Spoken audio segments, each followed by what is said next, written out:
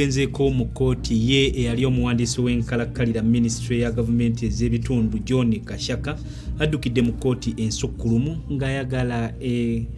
ng'ayagala emutekka kalukaayo nga bw'alinze okuwuliriza okujulira kwe yawaayo oluvannyuma lw'okumusalira ekibonerezo eky'emyaka 10 nga kkooti egirirwamu kye yamusalira. Kashaka yatwalibwa e Luzira ng'ennaku z'omwezi 2 Ntenvu w'omwaka 2019 oluvannyuma lw'abalamuzi ba kkooti ejulirwamu okukakasa ekibonerezo ekyamuweebwa kkooti ya anti-corruption nti kyali kituufu ekyokusibibwa emyaka 10. Ono nno okusibibwa emyaka 10 kyaddirira okubeera nga yafiirizibwa gavumenti obukadde obuwumbi bwa siringi za Uganda obusukka 4.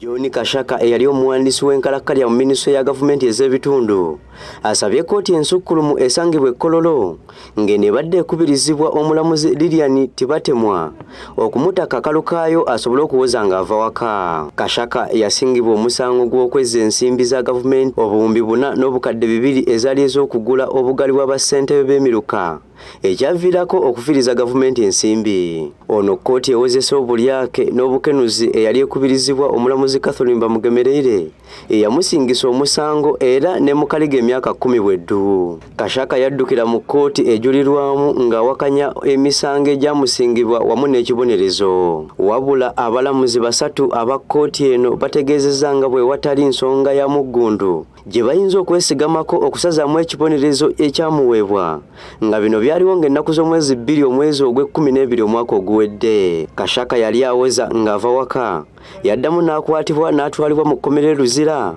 okutandika okukola ekibonerezo kye eky'emyaka 10 ng'ayita mu munnamateeka we awadde kkooti eno ensonga omuli omusango ogumuvunaanibwa nga tegukwatagana na butabanguko oba okulumya omuntu yenna nga y'ensonga lwaki ayagala kkooti eno emute ku kakalukaayo.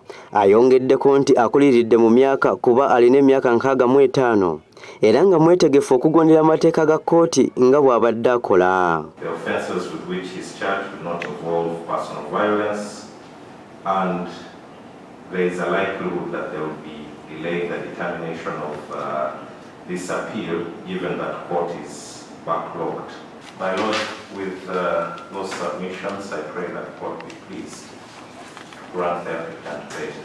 Ofiisi ya Ssaabawaabi wa gavumenti ewakanyiza okusaba kwa Kashaka era ng'esabye kkooti ereme kumutaka kalukaayo kuba omusango gwamusingibwa gulimu ssente nnyingi. Munnamateeka era agamba nti emisango gy'okulya enguzi nga guno gwe yasingizibwa kikyeriisa nkuuli nnyo mu ggwanga nga tekiba kirungi kutamusibe ku kakalu. Ono ayongeddeko nti Kashaka ayinza okudduka kuba ayinza okuba nga talina ssuubi lya kuwangula musango gwe ogw'okujulira mu kkooti eno. Personal violence is serious in nature, my lord, and there is a figure quoted there to express the seriousness of this offense, where colossal sum is involved. Instead of granting bail pending appeal, my lord, the case instead should expeditiously handled and disposed of on merit. Kashaka yasingibwa n'abantu abalala be yali akola nabo omwali eyali Commissioner avunaanyizibwa ku Police and Planning Sam Emoluti Elongoti ne yali omubalirizi w'ebitabo Henry Bamutula nga bano bo basibibwa emyaka 13. Wabula munnaabwe Adamu Aluma yasibibwa omwaka gumu n'emyezi 9 nga bano kkooti yabasiba mu mwaka gwa 2014.